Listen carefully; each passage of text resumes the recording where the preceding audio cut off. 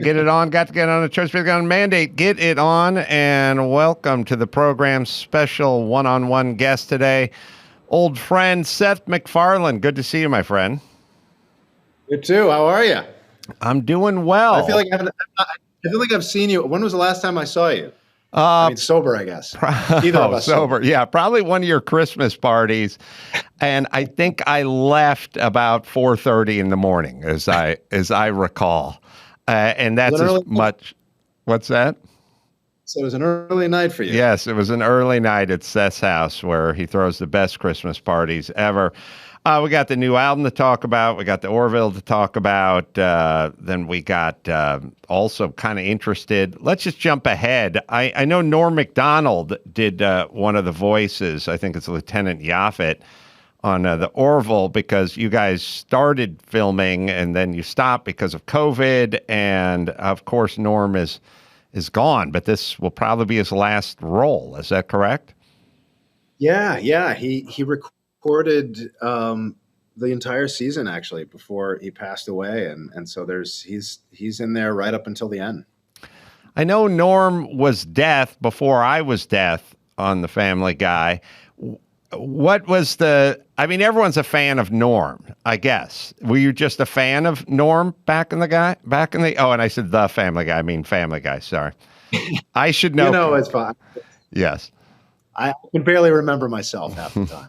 So, yeah, I mean, he's one of those guys, if you're a comic or if you're in comedy, he's just kind of got his own sort of drum solo that he does. That Conan O'Brien clip of him from I guess it was the late 90s when Courtney Thorne-Smith was the guest. I don't know if you've ever seen that. Yes, I have. Yeah. It's one of the great, it's one of those videos I could watch once a day for the rest of my life and never get tired of it. Where she was promoting Jury Duty, the Pauly Shore movie. Right. He was he stayed out for the interview, and he just, it was a very selfish moment, I suppose, but selfless for the audience, because boy, was it funny. Yeah, he's a really funny guy and a really interesting guy, and we used to have him on the radio show and the podcast all the time. And he was just he was a guy, as an entertainer, as a comedian, you always looked forward to talking to him, interviewing him, hearing his stories. He's pretty universally loved. But so the Family Guy, the first season when he was death, was that your call? Boy, this is a long time ago. It was either my call or at the end of the day, I was running the show, so it would have been my call. But it might have been Ricky Blitt, that the writer of the episode that pitched Norm. It's so hard to remember.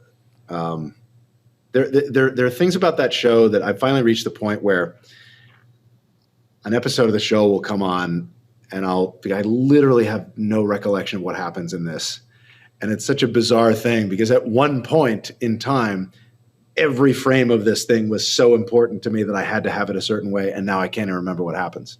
Yeah. I kind of feel that way about my kids. If you think about it, at some point in their life, I was really into them, and, Yeah, no, I don't wish any harm upon them. Don't get me wrong, but it's like the relationship has run its course. Evidently. So it's interesting. And now I noticed the transition, and I used to have fun with it, because Seth would always want to be in on the VO session. So back in the day, so when I worked across the street at KLSX, and they'd say, could you come in after you do your morning show, and we'll do a session from 11 to 11:30. And then I would get there, and Seth would be running late. And as discussed on previous podcast episodes, he has the world's greatest excuse for being late. No one can ever question him. He's only here because he's late. The only reason we have Blue Skies, the new album, and Family Guy and Cleveland Show and American Dad and Ted and everything is because he was late to the Logan airport all those years ago on 9/11. But I would sit there in the recording booth and I'd look at my lines and I'd go, oh, why don't we just pick these up? I could just do 3 of them. And they'd go, no, Seth's got to be here. And I said, okay, but just a lot of fill-in lines here. And he's like, no, Seth needs to be here for everything. And I was like, all right. But then at some point, I showed up and Seth wasn't there. And I was like, oh, we got to wait for Seth. And they're like, no, he's not coming in. And that's when I understood that you were exploring many facets of your talent in show business. Yeah. I tend to either be all in or I completely delegate it to somebody else. I can't, because anything that you do in this business, it's like you do a film, you do a TV show. It's going to take it takes your whole life. You're literally throwing yourself into it. So my thing is always, well, if I'm putting this kind of effort in, I better be damn happy with every small part of it. So yeah, so I do like to be around but yeah, there was a point at which it was right around the time that Ted went into pre-production.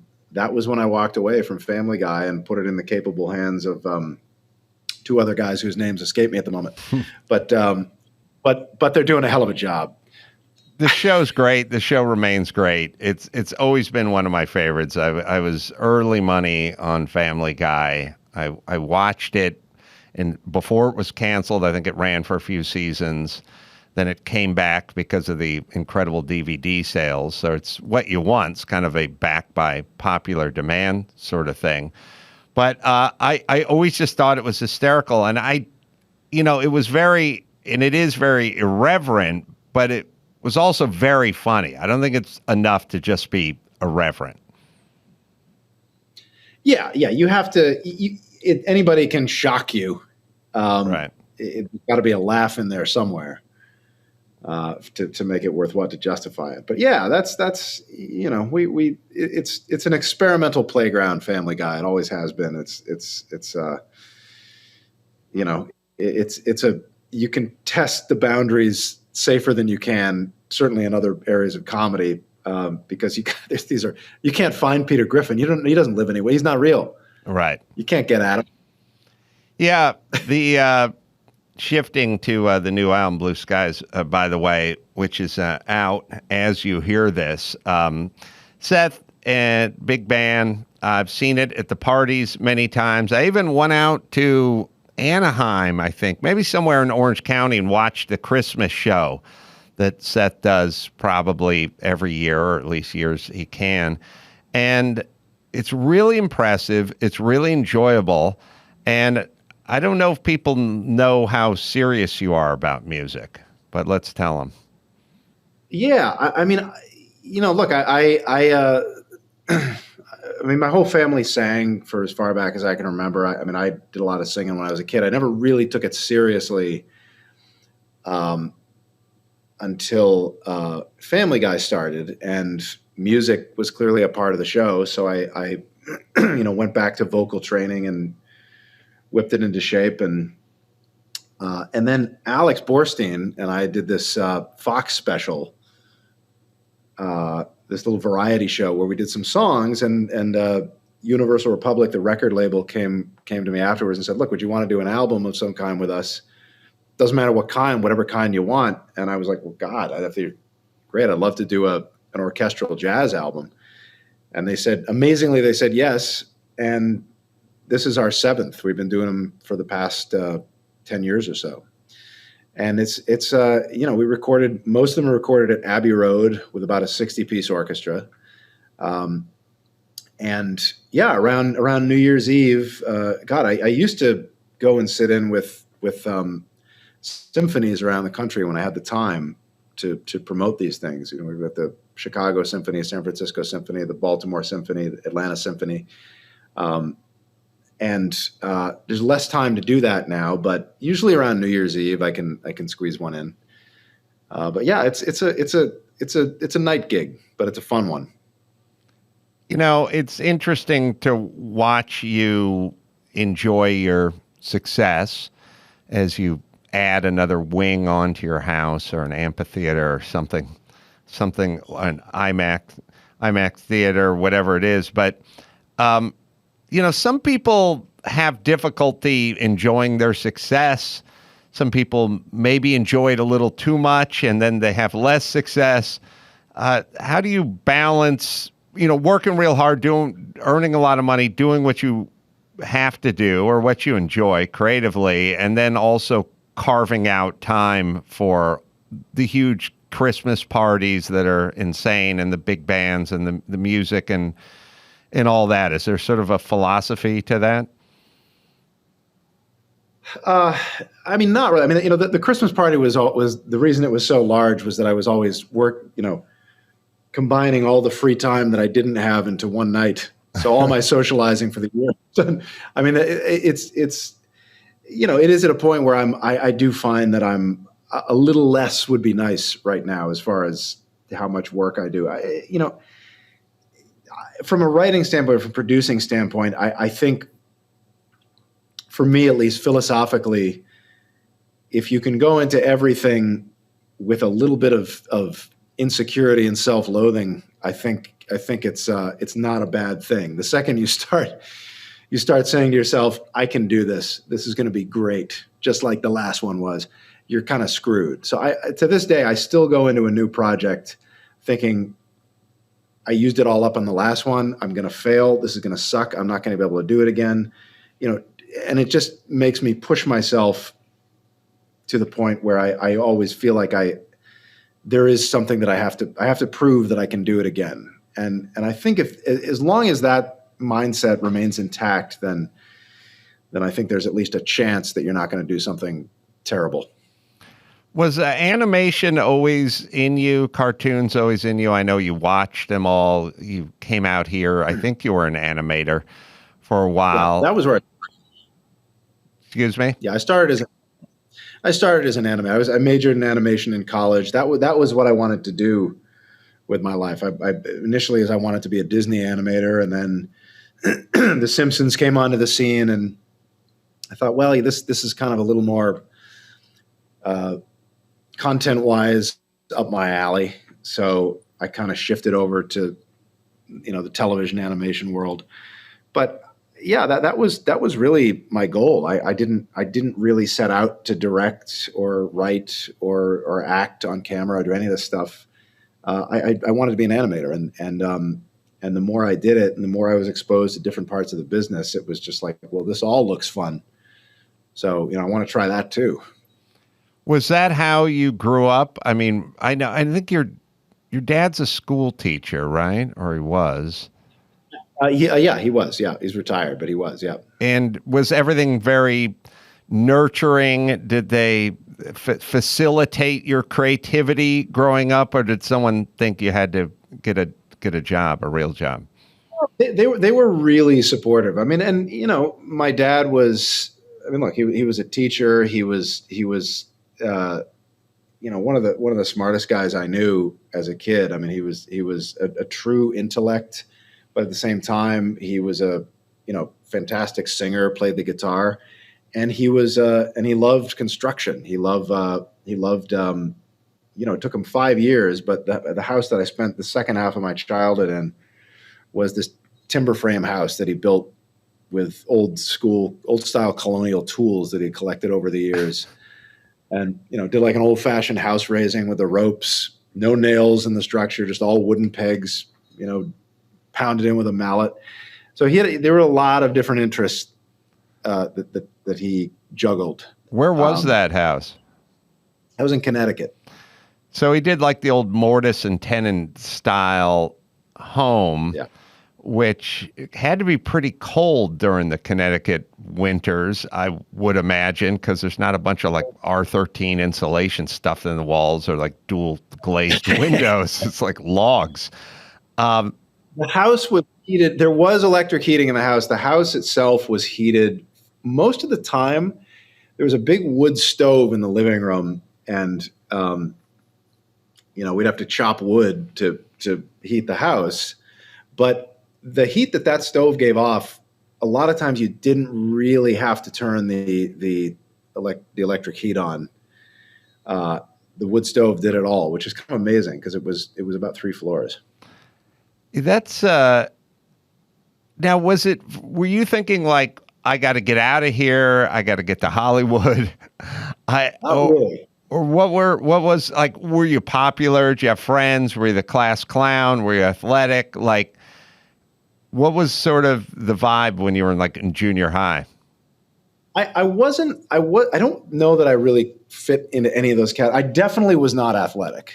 Definitely. That's one thing I was not. I was, I was, I did a lot of, the school play was more my vibe. I was into comedy. I was into, more than anything, I was obsessed with what I wanted to do. I wanted to be an animator. I was just driven to the point at which, nothing else really mattered. And I just remember not necessarily wanting to get out of town. I was, willing to put in the time in school and, wait it out until I got my shot. But no, in fact, I remember getting to college in Providence, Rhode Island, and thinking this city is huge.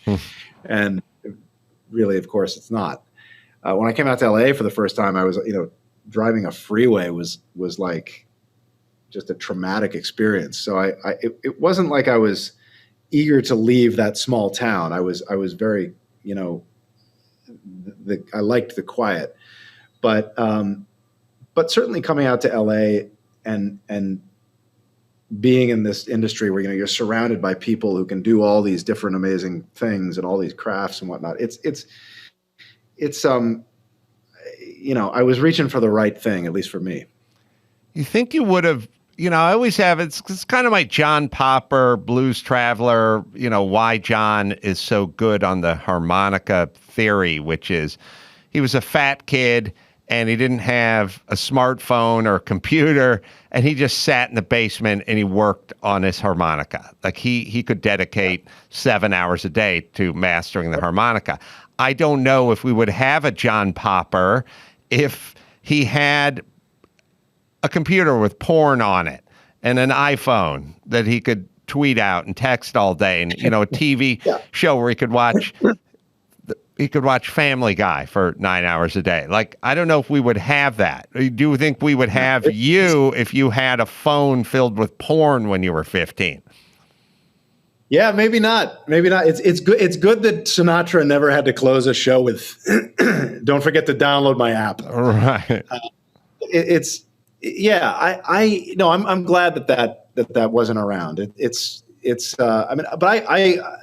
I that's how I operated in much the same way. I could sit in my room for hours and hours and hours with an old style 8mm movie camera that my parents got me, and creating animation, and by trial and error learning how to shoot it. Certainly when I was at RISD, when I was in college, God, I remember being in the camera room for 16 hours straight at one point, shooting my degree film. And that's 16 hours in, a room with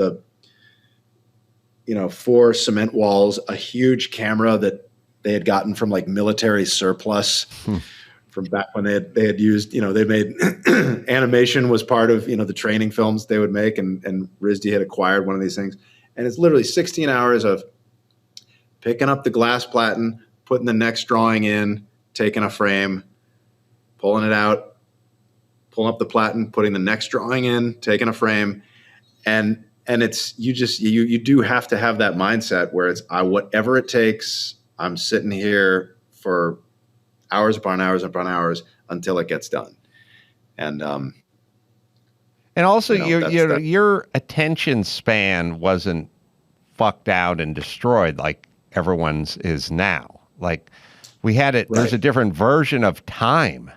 Time was different. Like you could sit there, even if somebody, didn't have the iPhone or didn't have the computer, their metronome is going so fast now that they would just be in there for 35 minutes. And I go, fuck it, let's go to Chipotle. Like, we got to get out of here. I got to do something. Like, there's a gift to having that kind of time where so much great art comes from that time historically. It's kind of interesting to wonder how much great art is going to come from the next generation who just doesn't have the time mentally for anything. I do wonder about that too. I in all fields, it's if you go in for heart surgery, is the doctor thinking, boy, I'd really like to check my text. Right. I mean, I don't know. It's there. Look, yeah. I mean, there are things about the information age that have been a huge asset, and things that have been destructive. So there was a Michael Crichton thought in one. I can't remember which book it was in. That he wrote around the early days of the internet, and he was lamenting the fact that so many of the great inventions that we have been that have been developed over the years, over the centuries, have been created by people working in isolation, people whose thought processes and thought tracks are just on a different trajectory because they're not, in town talking to everyone else and at the social club. And now with the internet, everyone can kind of get exposed to all of the same information at all the same time, which means everyone can kind of have some version of the same thought at the same time. We all saw Will Smith punch Chris Rock at the same time.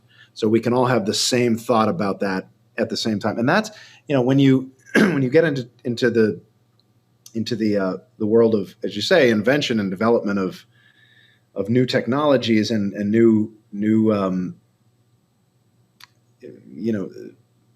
devices, new things that advance our species. I wonder how that's affected, because there really is no one in isolation anymore. Certainly not in the modern world. Certainly not in the developed world.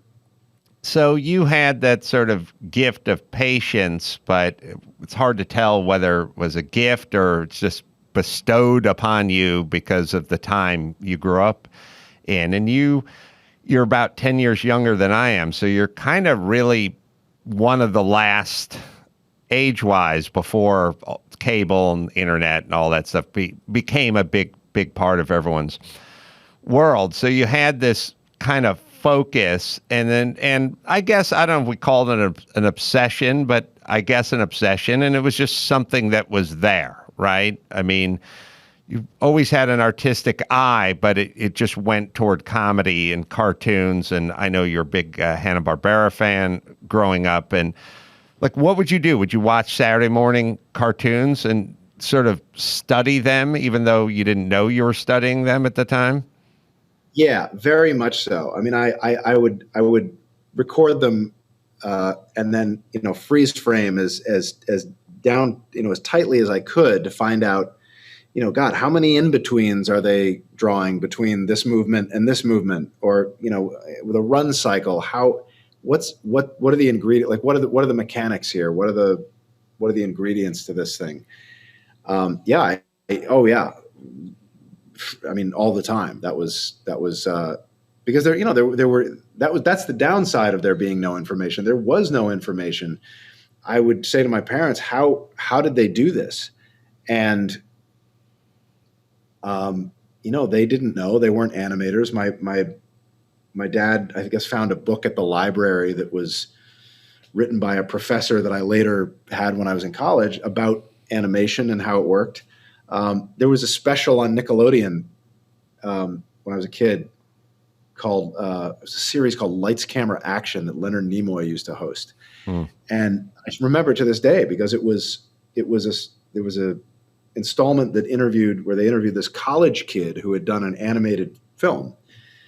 And I watched it and I'm like, oh, this is legit. This kid actually did this. And it was very eye-opening, because this wasn't a mysterious, corporation out there in Hollywood. This wasn't Warner Brothers. It wasn't Hanna-Barbera. This was just a kid working on his own, and the thing looked good.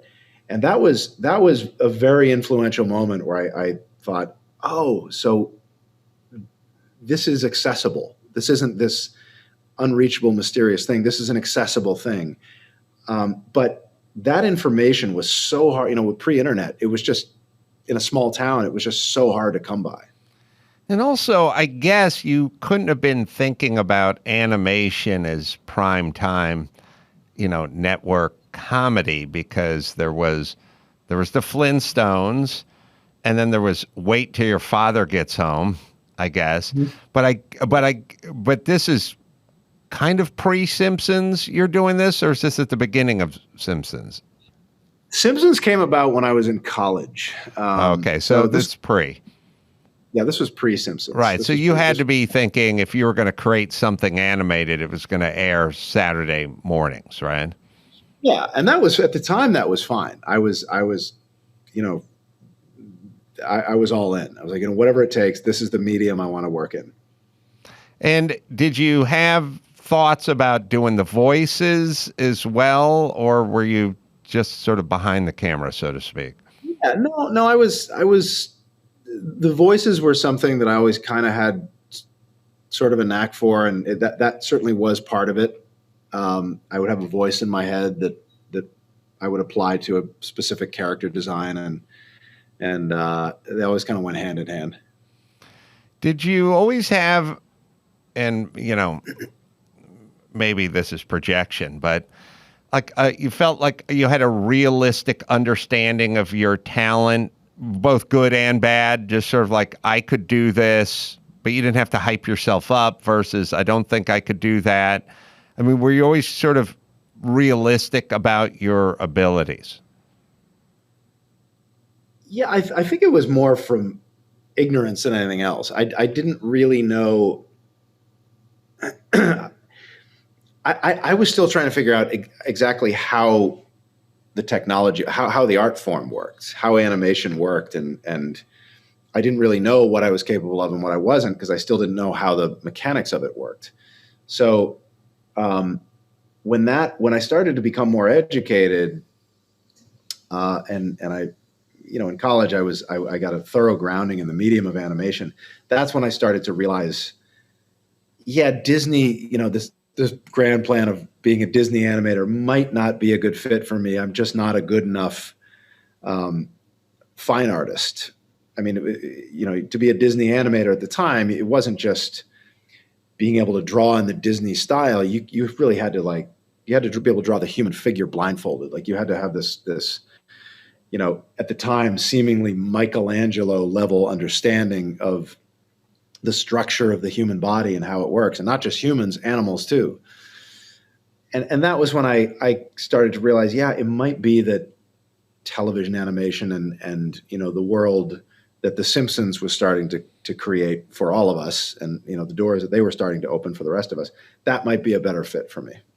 When did were you at Hanna-Barbera when the Family Guy sort of popped into your head?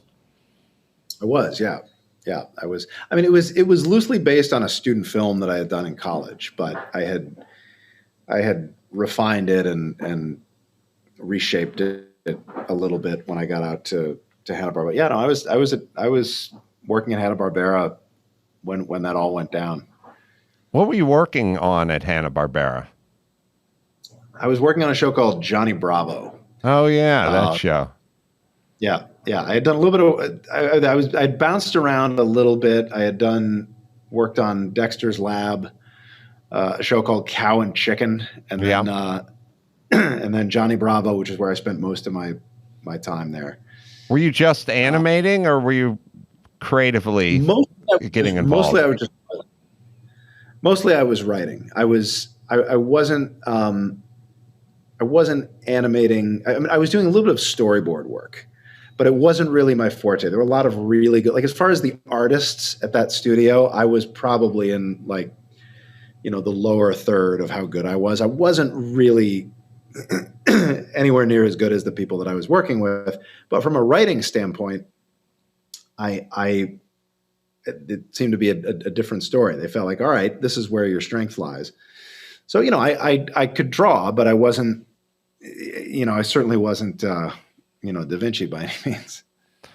So you started storyboarding, you started writing, and you were working on the Family Guy sort of on your own time, I guess. And at some point, you probably had to present your ideas to some people around you. coworkers, perhaps. How was it received? Yeah, well, at the time, Warner Brothers and Turner were merging. And so they had all of these artists and writers on staff. They didn't know what everyone was in limbo. They didn't want to fire their whole creative team because then when they got their shit together, they would have no one to make their shows. So a lot of us were just kind of sitting around. And at the time, it was all we were being asked to do was listen, pitch one show a week, and that's it. That's all we need to know that you're working. So, I did. And the rest of the time I was off working I was animating the Family Guy pilot. I had gotten, I think it was like 40 grand from Fox to make the pilot. They'd said, we like this idea that I had pitched to them. Can you do this? Can you do this for this tiny amount of money? Of course I said yes. Spent all the money on getting it shot and, spent the next 6 months animating at home. And then finally, did you animate the whole thing yourself? The pilot? I did the pilot. Yeah. I had an animation studio color it for me and shoot it for me. But the animation itself I did it at home in my apartment. Is it an animatic, as they say, like a 10-minute long version, or is it like a full-length 22-minute pilot? It was about maybe 12 or 15 minutes. I mean, it was, I was very surgical with what parts I really animated fully because it was just me. There was some of the Flintstones type of thing where you'd have like the head bobs and then the mouth would move and that was the scene. But, I really picked and chose the spots where I really was going to do full animation because I just didn't have a team. It was just me doing it by myself. And after, I guess, 6 months, however long it took me to make it, I got to remember like driving the cut to Fox and falling asleep at the wheel behind the wheel of my car. Cause I was so exhausted trying to get it to them on time. And it paid off for sure. But it was a long 6 months. Why did, most celibate. Well, you've made up for it since, I'm sure, my friend. We have, I'm laughing because I'm looking at Tom Shale's Family Guy review. Yes. And that is something we have in common because we've both been eviscerated by the great Tom Shales, who is still with us, so I hear. But I don't know, maybe Dawson could read a little of it just to bring Is that the one where he said the Family Guy production offices should be burned to the ground? I think it's in there. You should find my Tom Shales one too. It's pretty. We have both. I don't know. Look, I haven't heard mine in a while. You haven't heard yours in a while. But do you think that that your Family Guy review by Tom Shales is worse than the Man Show review by Tom Shales? That's a tough one. The only thing I remember about our review is that he said the building in which this show is produced, and I'm paraphrasing, should be sacked and burned to the ground. So right, well, I don't know if murder was something that he was advocating for your program. I don't think so, but I was personally attacked in great detail. I don't know if he personally went after you, but I don't know. Dawson, why don't you read it and we'll relive it. Once upon a time, such terms as offensive, sick, and twisted were pejoratives. A heavy metal rock group might use them to commercial advantage, but no TV network would want to be associated with them. Then came Fox. Now it's all changed. As further proof, Fox offers its latest attempt to attract attention and ratings with cheap sleaze. Family Guy is an utterly excremental animated comedy premiering tomorrow night on Channel 5 right after the Super Bowl. The choice location is an indicator of the esteem that pea-brained Fox executives have for the program. Even if the game is a rout, and viewers drift away by the millions, Family Guy is almost certain to wind up in the top 10 shows of the week when the Nielsen ratings come out. The brainchild, for lack of a better term, of alleged whiz kid Seth MacFarlane, 25, Family Guy essentially rips off The Simpsons, but it owes more to Comedy Central's dutifully gross South Park. A new generation of sitcoms is emerging and thriving on the TV landscape. Cultural pollution? It's probably too late to worry about that now. Family Guy is just another tiny drop of toxic waste in the festering love canal of the air. Peter Griffin, the anti-hero of the show, is a tubby schmo living in suburbia with his wife, 3 children, and talking dog. In one genuinely funny reversal, the dog whacks Peter with a newspaper and says, "No, no." And as the character of Fonzie made Happy Days a hit, and Urkel did the same for Family Matters, one character on Family Guy may spell success for the show. A malicious baby who talks with a high-toned accent and sits in his crib, plotting the overthrow, even murder of his parents. "Damn you, woman," says the child to the mother. "You've impeded my work since the day I escaped your wretched womb." The tot, who looks a bit like Peter Lorre, invents a mind control ray gun and at one point presents his mother with a box of chocolates a la Forrest Gump, except the chocolates turn out to be hand grenades. None of this is particularly clever, but it's outlandish enough to catch on, alas. Otherwise, the writers try to see how far they can go in self-congratulatory irreverence. Early in the premiere, the figure of that outdated racist stereotype Aunt Jemima appears in a window so Peter can make a pun. "Jemima's witnesses are always coming around," he says. At a fitness center called Das Gym, a scrawny Adolf Hitler can't lift weights, and a hefty Jewish man is having his muscles pawed by cuties.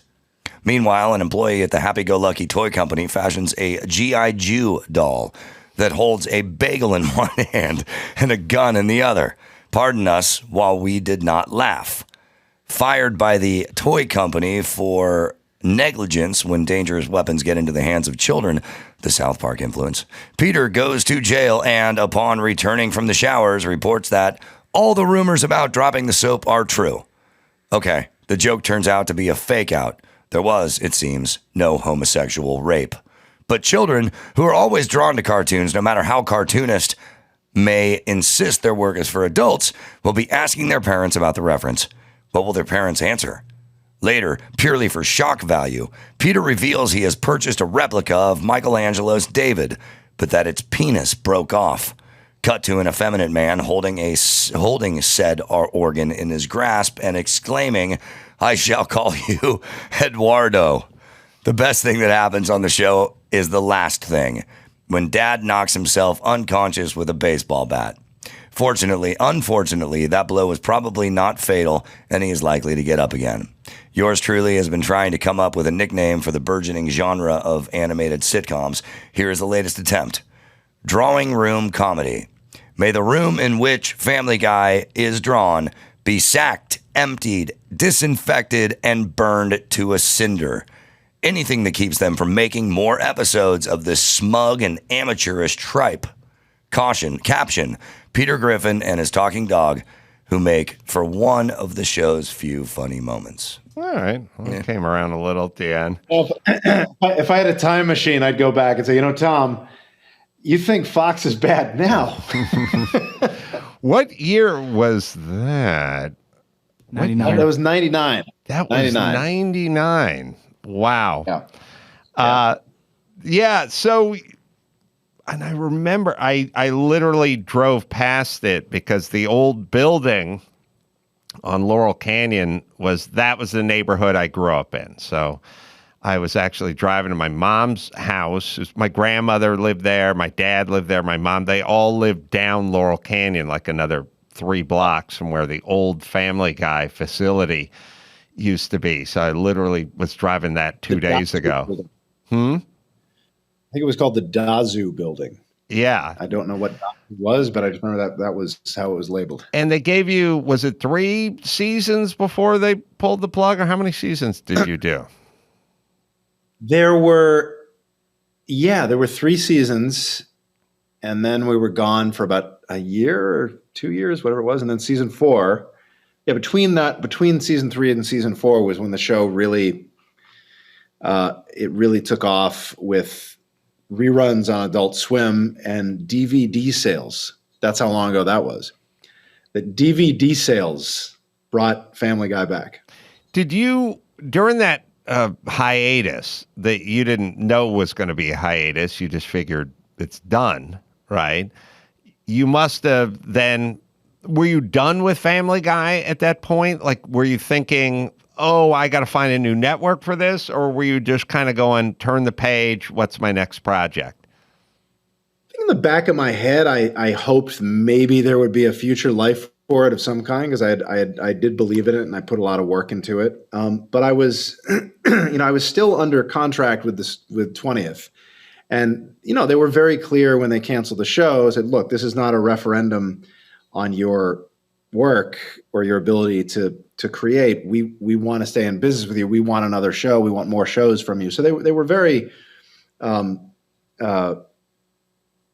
positive about they weren't just kicking me to the curb.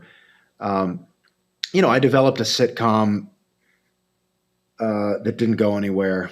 Didn't even get shot. Pilot didn't even get shot. And then developed American Dad with Mike Barker and Matt Weitzman, and that did go somewhere. American Dad was created thinking, that Family Guy was gone for good. I never intended to have two animated shows on the air at once. I certainly never intended to be voicing two animated shows at the same time. And when you have a full-time job to, squeeze in, 80 plus pages of, or 100 pages of script each week in the record booth, it's, it's a Faustian bargain.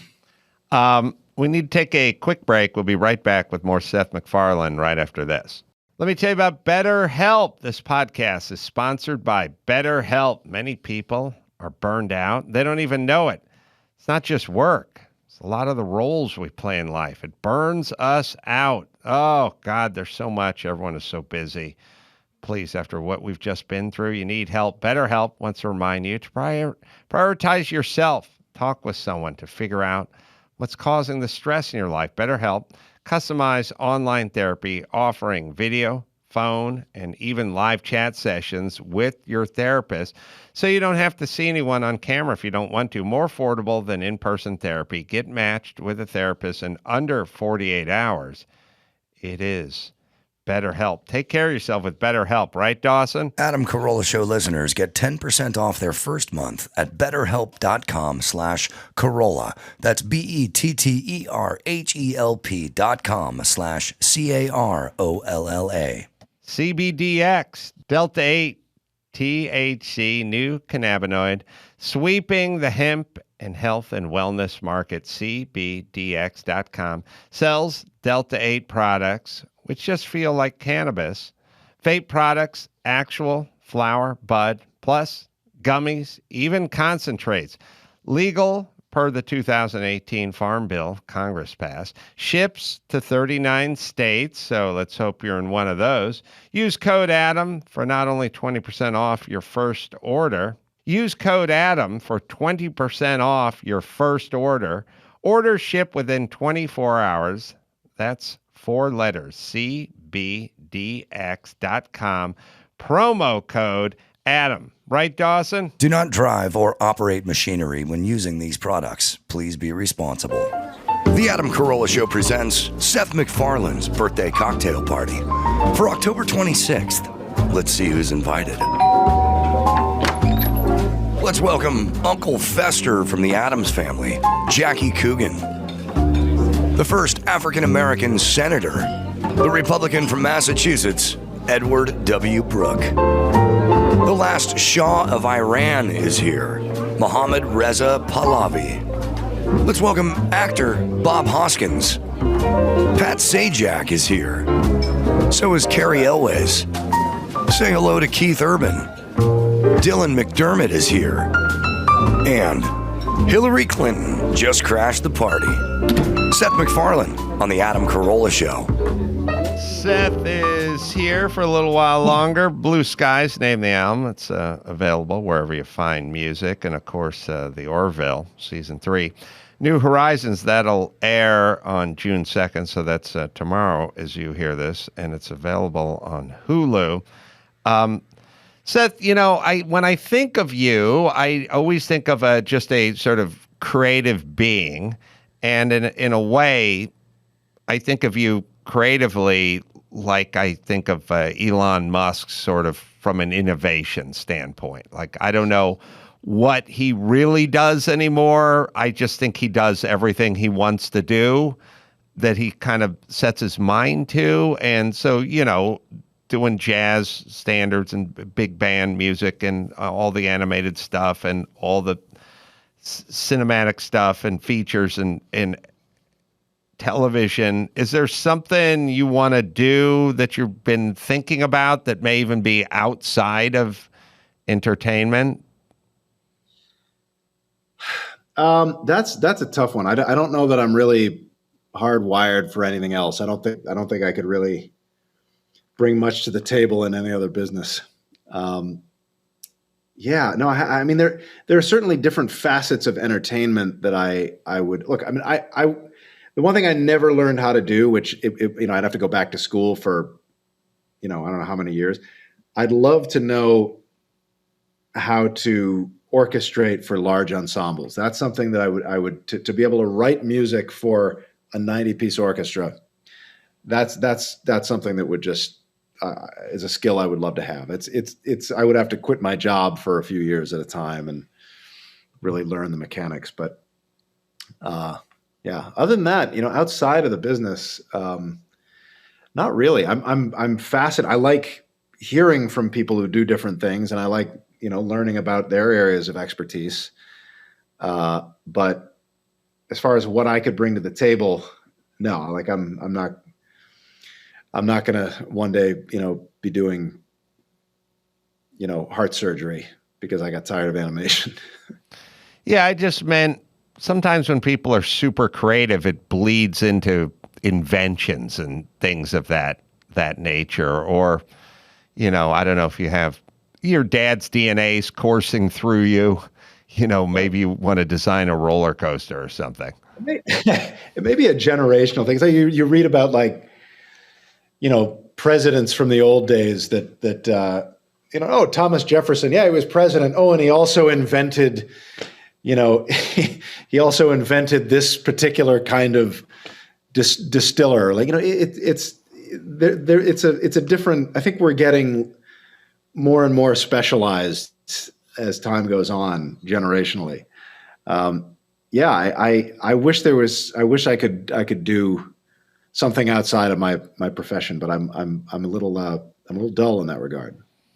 Yeah, I wonder, the specialization thing that you sort of brought up, it's where we're heading. Everyone's going to get, really good at one thing, and then you get well compensated. It was weird. I always had this thought, even when I was on a construction site.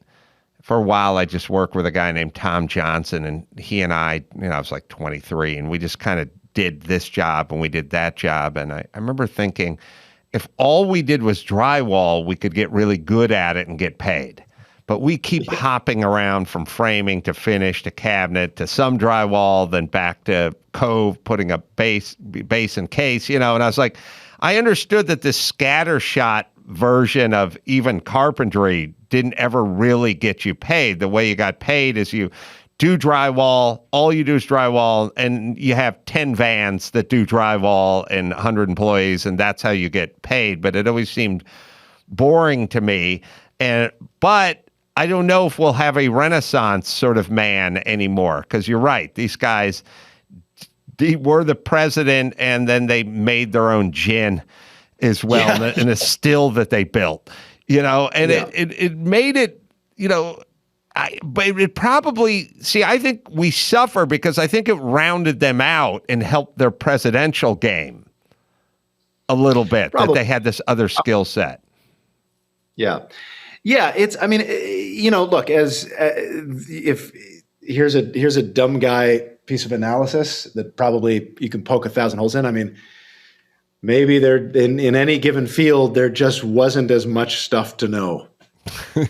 You take any field of science, now there's 1,000 more things you got to learn that have since been discovered that you got to add on to your basic list of things you have to know to be an expert. So maybe that has something to do with it. The Orville, that's again coming out. Season 3 airs tomorrow, June 2nd on Hulu. What's that schedule like for you? And how much of that are you involved with in terms of writing? Very, very heavily, actually. Yeah, I wrote, I'd say maybe 4 or 5 episodes this season. Maybe 4 episodes this season. I'd have to look. But yeah, no, I ran that writer's room every day with Brandon Braga and David Goodman, my producing partners. And yeah, I've been heavily involved with that show since its inception. And it shows an interesting history because we started our 3rd season. I think we started writing it in season 3, which is about to air in early 2019, started shooting in fall of 2019. March of 2020, we got shut down because of COVID. We started up again October, November of 2020. We wrapped shooting probably end of summer 2021. And we've been in post-production ever since. And so it's been a long process, and it's only 10 episodes. Now those episodes are, each one is essentially a movie, and the scope is comparable, I think, to anything we've seen on a streaming service, but it's still a long time. Before we bring it home, and I know I always bring up the whole 9/11 flight thing, but I'm fixated on it. I apologize, but I think about it all the time, but I realize I haven't talked to you about it in a decade, so with the last couple of minutes. I'm just curious about the timeline. I can't figure out, I can't remember if you were running late or you got misinformation from, I think, your assistant. Yeah, it was a little of both. My travel agent had written 8:15 on the itinerary, and in fact, the flight left at 7:45. Coupled with the fact that, as you well know, I, at the time, was a chronically late person. So I had missed other flights, just not one that was so memorable. But yeah, I just realized there's like a godly ray that's behind me. There's a shaft of light that has descended upon you, my son. There's a shaft of light. Wow. But this is yeah, weird kismet. Sorry, go ahead.